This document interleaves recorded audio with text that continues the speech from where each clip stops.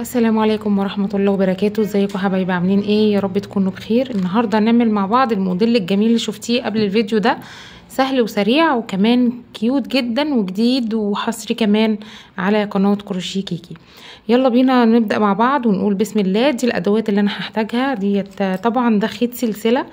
انا مش هتحكم خالص في نوع الخيط، يعني لو انت عايزاه اضخم من كده او المتاح عندك ان هو يكون الفتله اتخن من كده فما فيش مشكله. الموديل ده هقولك ازاي تعمليه وفي نفس الوقت يبدا معاكي الشغل ازاي.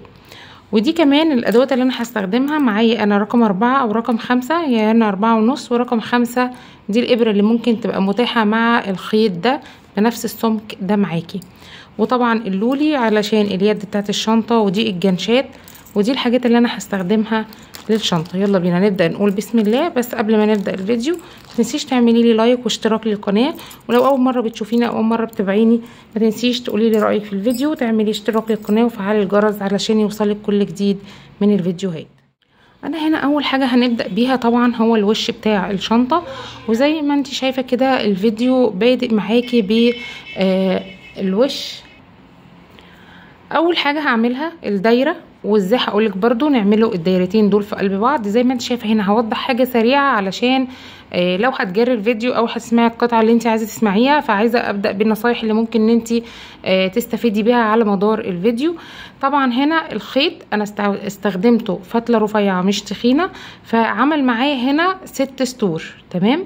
لو انت الخيط معاكي سميك وعايزه الشنطه برضو هتبقى مقاسها وسط، هتبقى معاكي برضو هنا 6 سطور. لو عايزاها شنطه مقاسها اصغر هتبتدي ان انت تقللي عدد السطور، علشان لو الخيط معاكي سميك بياخد رقم ابره اكبر من 4.5 او 5.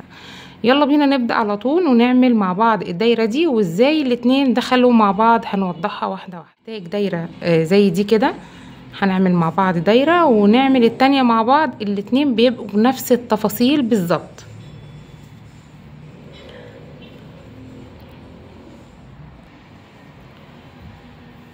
هنقول بسم الله. طبعا انا هنا هبتدي ب25 سلسلة. طبعا هنا هبتدي بال4.5. ليه؟ علشان عايزة القطعة متماسكة، مش عايزاها تبقى معايا طرية. بصي زي دي كده متماسكة وناشفة.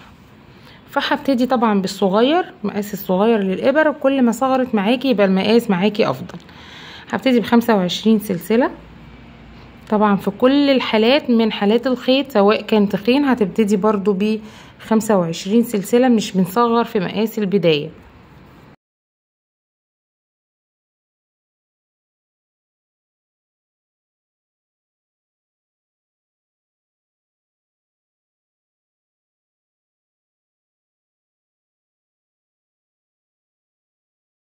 دول 25 سلسلة. هاخد سلسلة ارتفاع وهلف الشغل. هشتغل في الظهر هنا في السلاسل، في عظم السلاسل من ورا، وهبتدي ان انا اشتغل غرز حشو عادية. تمام. في كل سلسلة من الظهر دي هعمل غرزة حشو.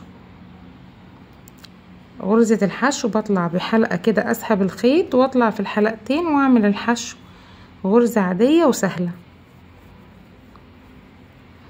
هعمل في كل الغرز غرزة حشو.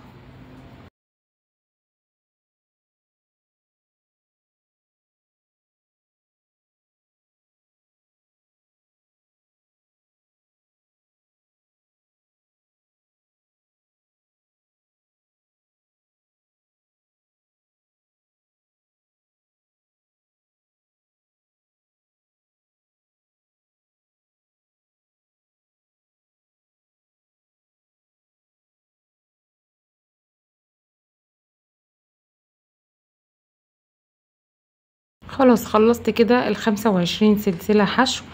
انا هنا ما قفلتش الدور، وبرده حتى لو كانت يعني الدايرة دي هي اللي عليها الدور انها تتعمل مقفولة، او ان انا هدخلها جوه الشغل بالطريقة دي كده، فبرضو ما بعملش القفلة في بداية السلاسل، لازم بعملها في الجزء ده من الشغل. لان انتي لو جربتي ان انتي تعملي تقفلي السلاسل من بداية الشغل فهتبقى معاكي معوجة، او ان انتي تختلفي فيها. فدي احسن طريقة ممكن ان انتي تعمليها وتسهل عليكي في موضوع الدايرة. وهقولك برضو نقفلها ازاي من الجزء ده. تمام. انا هنا هاجي وهدخل كده واخد الجزء ده انا طبعا لو انا شغاله خلاص الدايره العاديه المقفوله بقفل بغرزه منزلقه، بقفل بمنزلقه وبكمل عادي الشغل كاني بشتغل الدايره عادي، اللي احنا نفس الطريقه اللي هنعملها. لكن انا هنا هدخلها مع الجزء التاني، يبقى هعدي الشنطه من بعضيها كده. هدخل الجزء ده كده اهو تمام، وهقفل بمنزلقه عادي واكمل الشغل عادي خالص.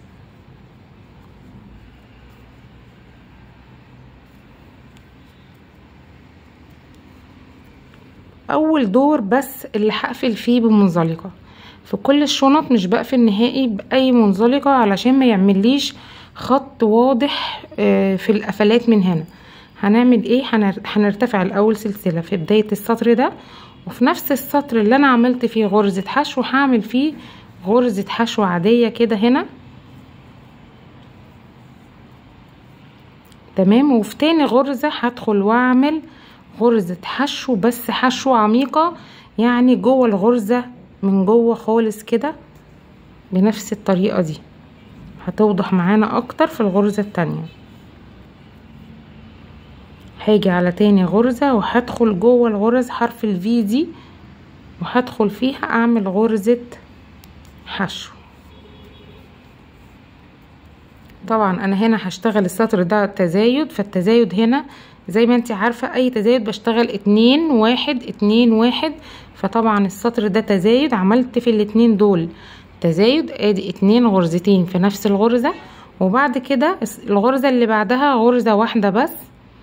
بعد كده الغرزة اللي بعديها بعمل في الغرزة من جوه، لازم تعدي كده من ورا زي ما انت شايفة،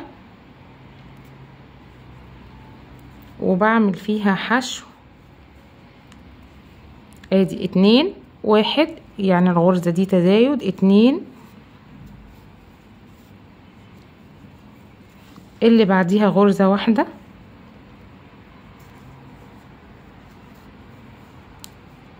بعد كده الغرزة اللي بعدها 2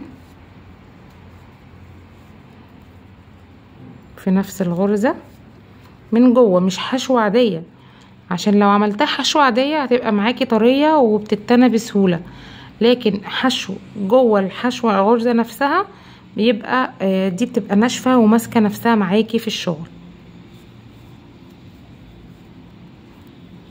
ادي 2 1 وهكمل بنفس الطريقة تزايد. السطر كله عبارة عن 2 1 2 1.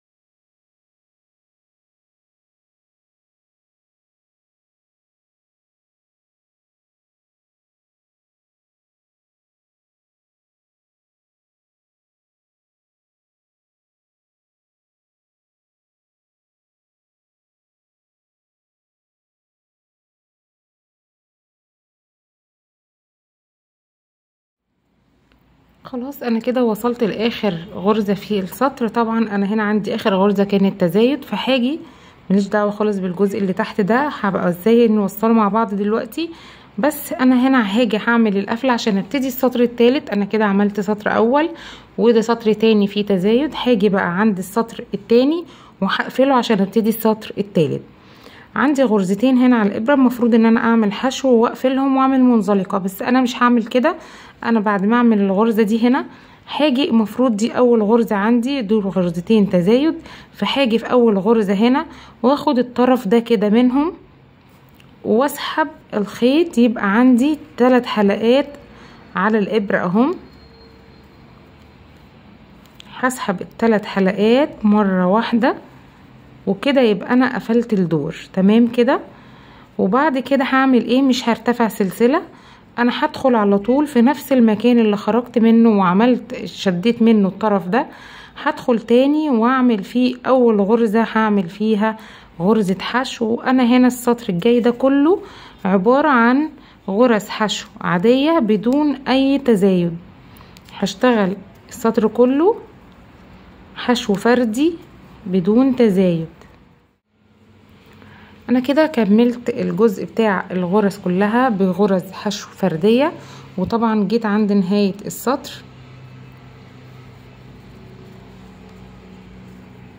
وهعملها بنفس الطريقة. هدخل هنا عندي حلقتين ما بطلعش منهم،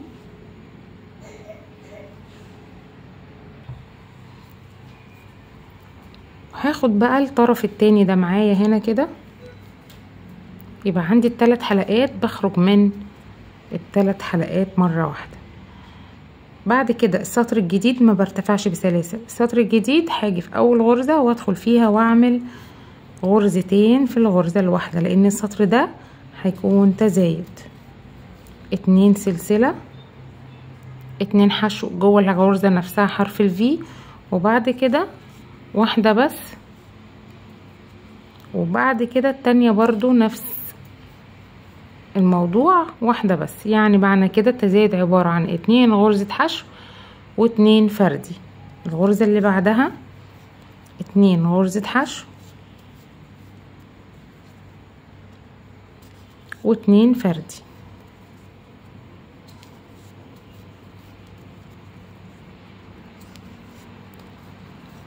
بتفرق جدا لما بنعمل غرزة الحشو بغرزة سنبلة غير لما بنعملها بغرزة حشو عادية. ان انتي تعمليها في الغرز من فوق هنا كده دي بتبقى طرية وما بتديكيش نفس النتيجة.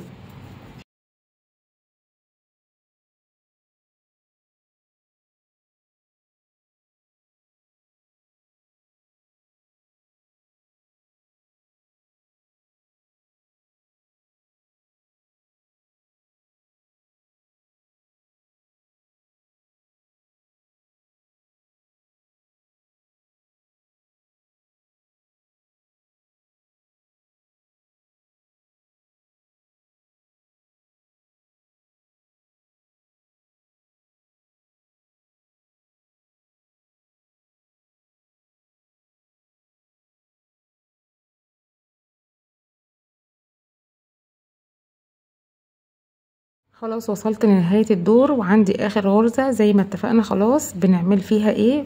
ما بنعملش القفلة، بندخل ونطلع من ال3 حلقات وبعد كده بدخل على طول دايركت في الغرزة اللي عليها الدور. السطر اللي جاي ده سطر طبعا من غير تزايد. انا هنا اشتغلت 2 1 1. السطر الجاي هيبقى عبارة عن غرز فردية كلها، فانا اشتغلت هنا بداية الدور بسطر حشو بدون اي تزايد، بعد كده عملت 2 1 وبعد كده السطر اللي بعده بدون تزايد والسطر ده بتزايد 2 1 1. السطر الجاي هيبقى بدون تزايد. بس قبل طبعا ما اعمل السطر الجاي عايزة اعمل معاكم الجزء بتاع قفلة السطر اللي تحت.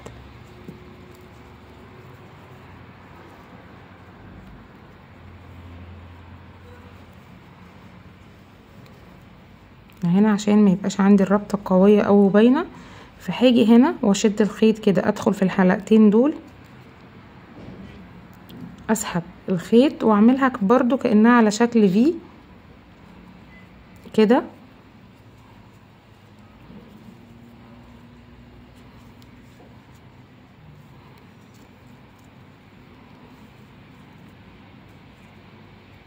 شديت الخيط كده من تحت واتقفل معايا السطر. وبإبرة التنظيف هعديها، لو مش عندك إبرة التنظيف بتعديها عادي برضو بالغرز كده من هنا بإبرة طبعا سمك ارفع من ده، وبتشد الخيط وبالولاعة بتلسعيه علشان ما يبقاش باين معاكي في الشغل.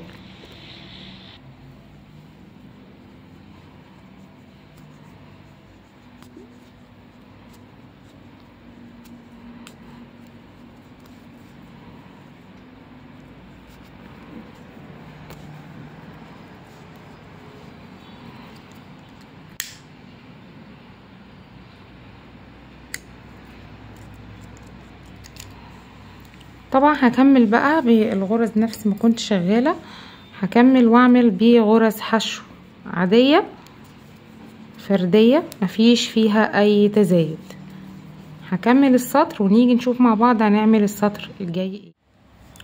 خلاص كده وصلت لاخر الدور، هاجي بقى واعمل السطر الاخير من الغرز. طبعا زي ما اتفقنا انتي لو معاكي خيط سميك عن كده فبيبقى معاكي المقاس ده جه دلوقتي من اول السطر الخامس، هتلاقي المقاس معاكي ظبط دلوقتي نفس المقاس اللي احنا شغالينه. لكن لو عايزاها اكبر شويه فبتزودي السطر فبتتابعي معانا نفس الخطوات فبتبقى معاكي المقاس كبير ومرتاح.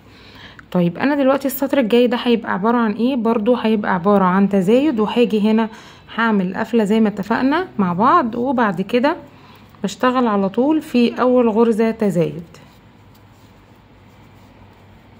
دايما بعلم بدايه السطر بيها، ودي بتبقى افضل حاجه انك تعملي التزايد في اول دور. ادي اول سلسله عملت فيها 2 تزايد، بعد كده هعمل 3 غرز حشو فردي. ادي 1 2 3، بعد كده تزايد،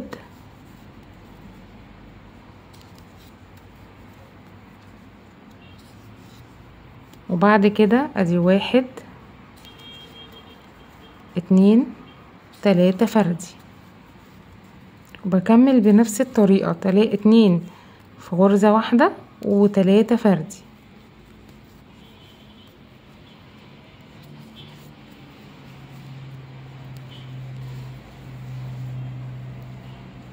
ده كده اخر سطر عندي في الدايرة هعمله، وبعد كده هشتغل غرزة منزلقة على كل السلاسل دي. هقفل بمنزلقة، طبعا منزلقة سهلة. هخلص الدور واقفل بمنزلقة وارجع معاكي وانا مخلصة المنزلقة فيها. كده انا نهيت الشغل وعملت بيه غرز منزلقة. طبعا هاجي بقى خلاص هنهي الشغل واعمل غرزة المنزلقة.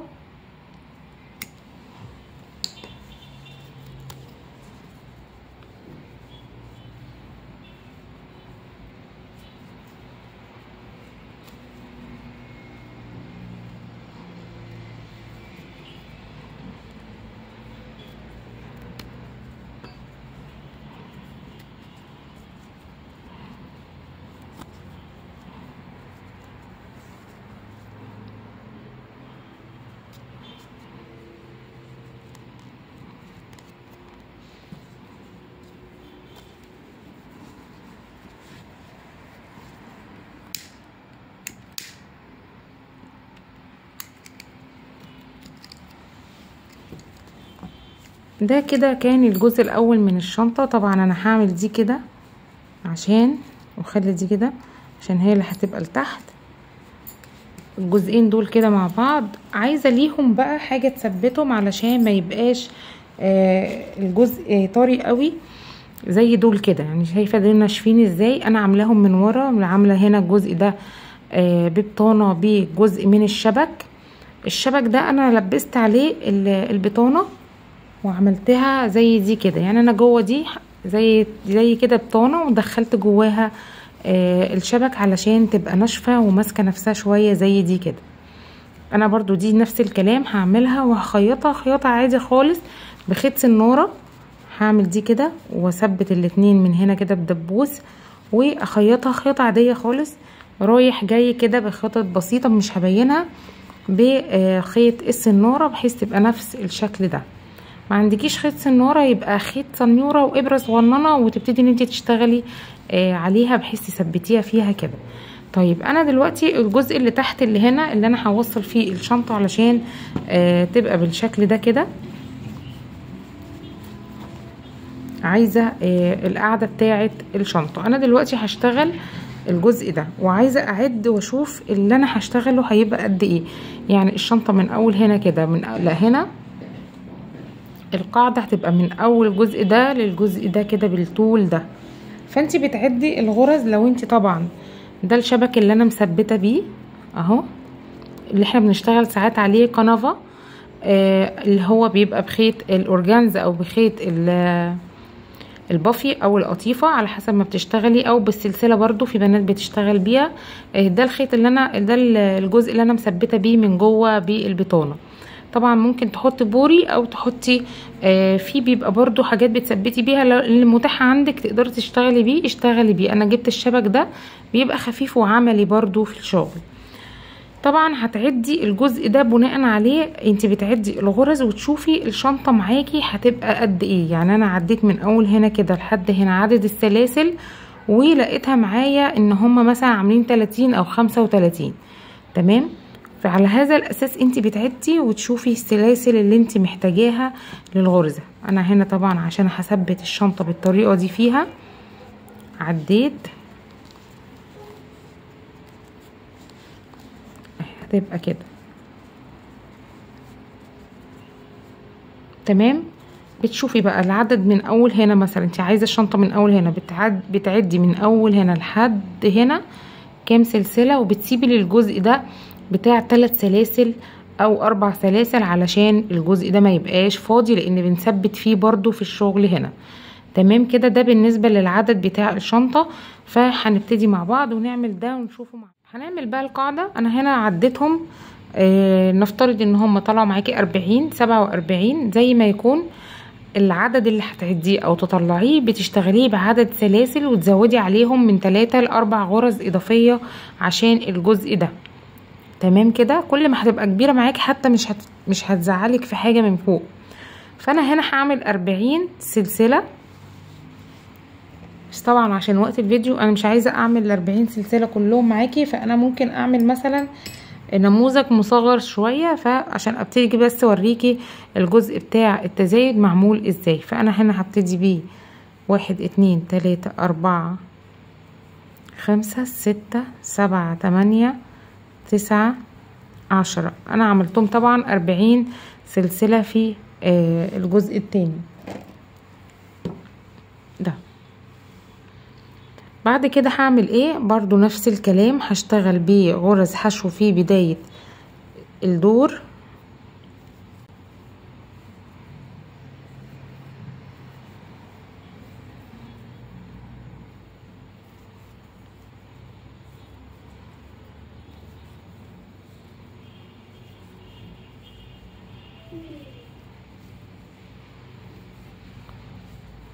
وهاجي هنا في اخر سلسلة وهشتغل فيها 4 غرز حشو، يعني بدل ما اشتغل واحدة بس هشتغل 4 2 3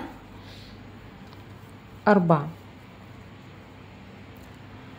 وبعد كده طبعا دي انا هفكها كده علشان تتشد معايا، ولو عملت معاكي كده برضو بتفكي كده الرابطة وتشديها هتتشد معاكي وتتقفل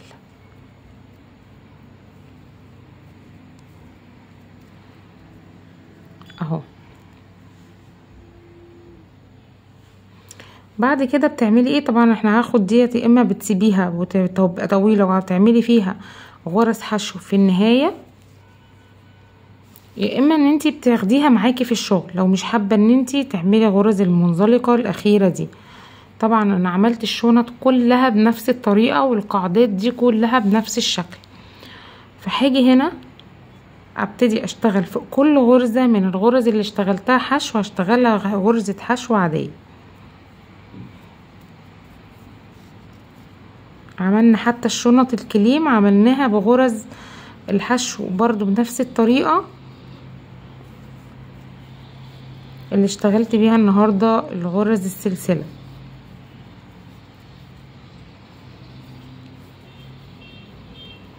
خلاص تمام. هنا كده عملت غرز حشو في كل غرزة غرزة، وهاجي عند اخر غرزة وهشتغل فيها 3 وهي اوريدي فيها واحدة، يبقى كام؟ 4.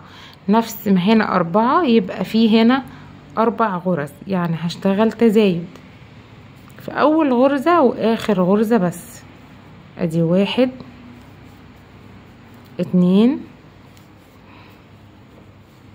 3.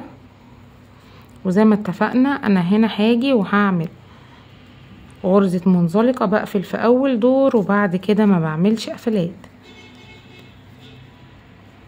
ادي عندي هنا 4 غرز وعندي هنا 4 غرز تزايد، وفي النص الجزء ده كله حشو عادي.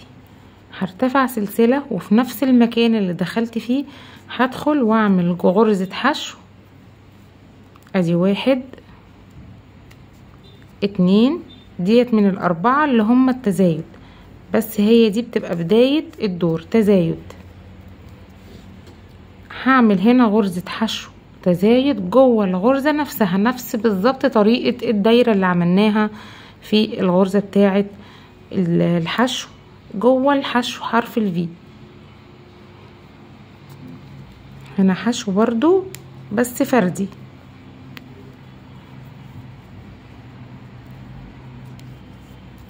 كلها بقى خلاص كده اللي جاي كله فردي.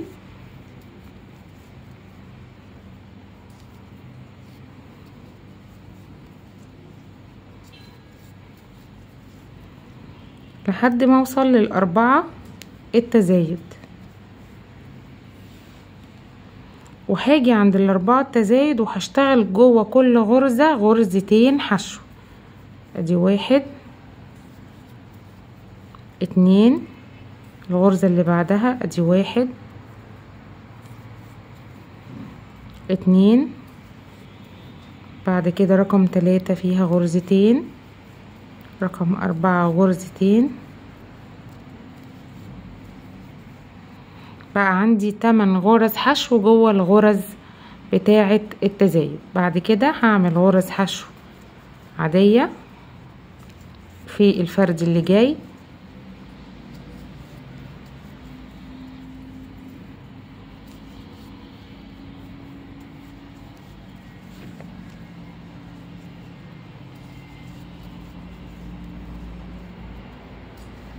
وبعد كده هيقابلني الغرز بتاعه التزايد. احنا عملنا هنا دي 1 2 3 والرابعه اوريدي بدأنا بيها السطر تزايد، يبقى اللي جايه تزايد. ادي 2 والغرزه التانية تزايد والتالتة تزايد، وما بقفلش السطر. باجي هنا اسيب اخر غرزتين، وهنا عندي في اول غرزة فيها تزايد باخد حلقة منها واسحب ال3 حلقات مع بعض. طبعا الفراغات دي زي ما اتفقنا بنبقوا سايبين من نص متر كده من الخيط، وبشتغل فيها منزلقة من تحت. تمام. بعد كده السطر الجاي من الغرز منرتفعش، بندخل على طول وبعمل غرزة حشو فردية. السطر الجاي كله فردي، فوق كل غرزة غرزة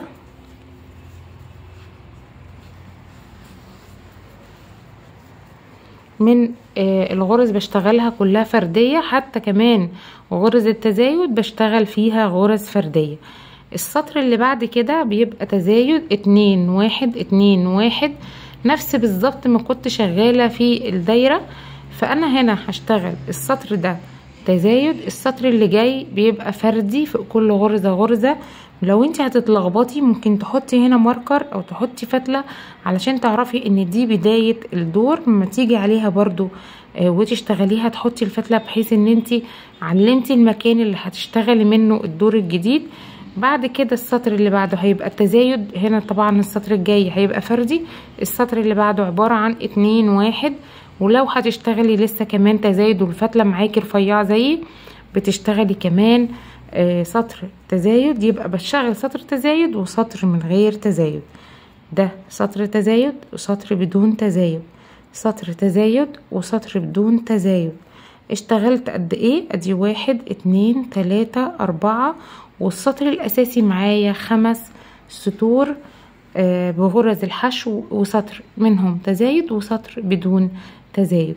دول كده الشغل نفس الطريقة اللي انا عملت بيها الجزء المصغر ده هتشتغليها بنفس العدد ده 40 سلسلة. هتشتغليها على عدد الشنطة بتاع الدايرة بتاعتك عشان مش هتحكم في الخيط اللي بتشتغلي فيه. تقدري تستخدمي اي نوع خيط فيها وتعدي بنفس الخطوات دي، هتطلع معاكي مظبوطة بإذن الله. ويلا بينا نعمل مع بعض اليد بتاعت الشنطة عشان نعمل كل جزء وبعدين نشبكها مع بعض. هنا زي ما انت شايفة دي شكلها. انا هنا هعمل فيها ايه؟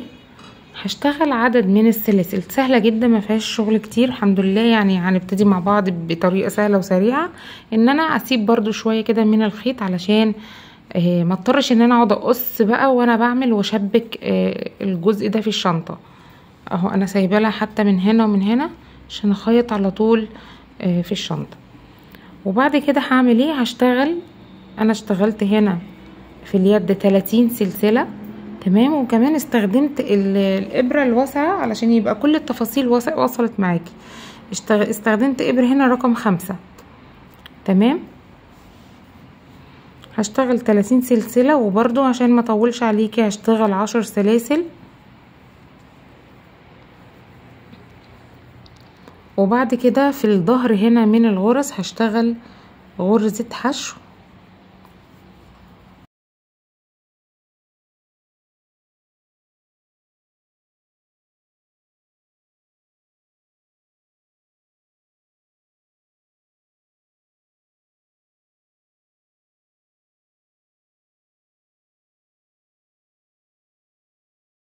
خلاص اشتغلت كده بغرزة الحشو. بعد كده برتفع سلسلة وبلف في الشغل. يا تشتغلي بقى هنا عشان السطر ما يبقاش معاكي معوج، يا تشتغلي على طول، في ناس تشتغل في نفس الغرزة او تشتغل في تاني مكان على طول. يعني هشتغل هنا او هنا، بس انا بفضل بعد ما ارتفع سلسلة بدخل على طول في تاني فتحة عندي هنا تمام بنفس الطريقة دي، واعمل في كل غرزة حشو غرزة حشو. من ال30 غرزة اللي معايا هشتغل 30 غرزة حشو.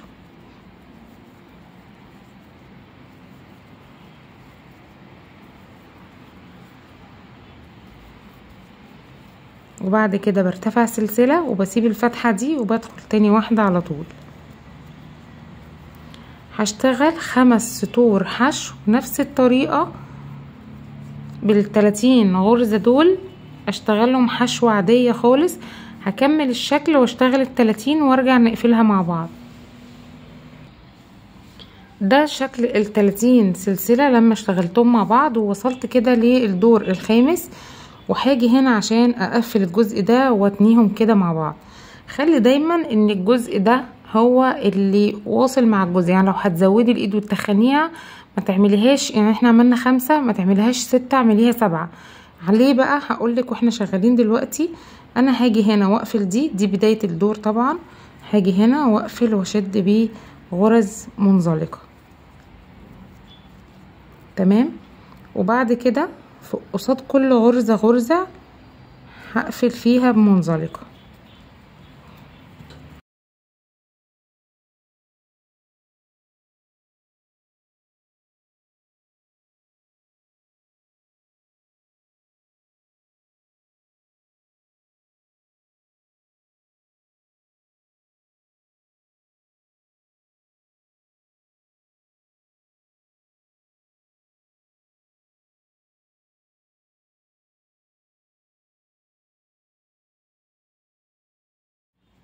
ده شكل الايد كده بعد ما خلصت. ودي الفكرة من ان انا بقولك خليها عدد فردي عشان يبقى عندك الخيط من هنا وعندك الخيط من هنا، ما تتعبيش في حتة ان انت تزودي الخيط عشان خاطر تخيطي الجزئين دول مع بعض.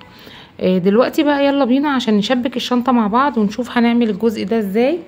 خلاص احنا كونا الجزء ده وكونا الجزء ده، يلا بينا بقى عشان نعد ونقسمها ونعرف مع بعض احنا هنسيب من هنا قد ايه ونسيب من هنا قد ايه علشان نثبت الجزئين دول مع بعض من هنا.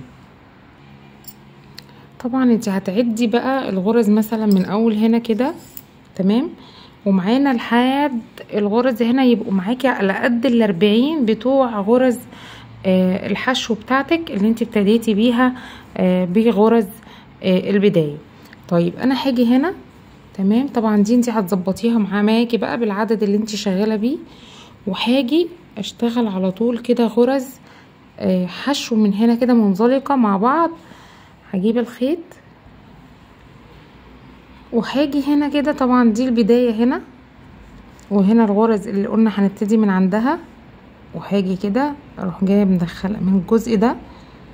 بصي كده هي الغرز المنزلقه اهو، دي غرز المنزلقة لا من الجزء اللي ورا هنا ده ده اللي بثبت فيه الشنطة.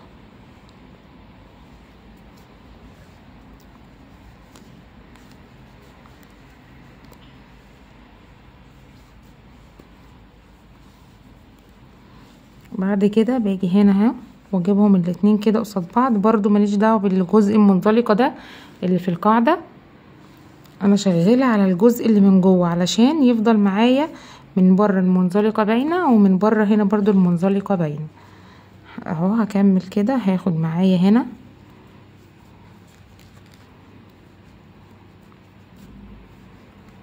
واعمل منزلقه.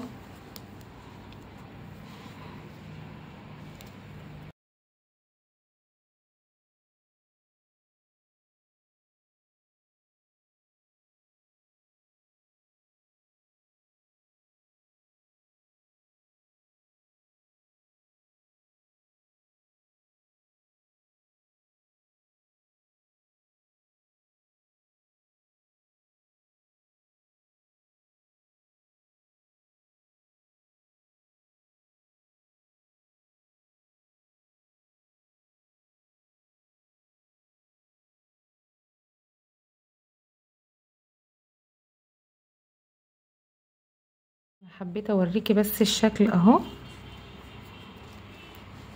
وهكمل بنفس الطريقة بقى لحد ما اقفل الجزء كله مع بعضه واثبت الجزء التاني كمان بنفس الشكل.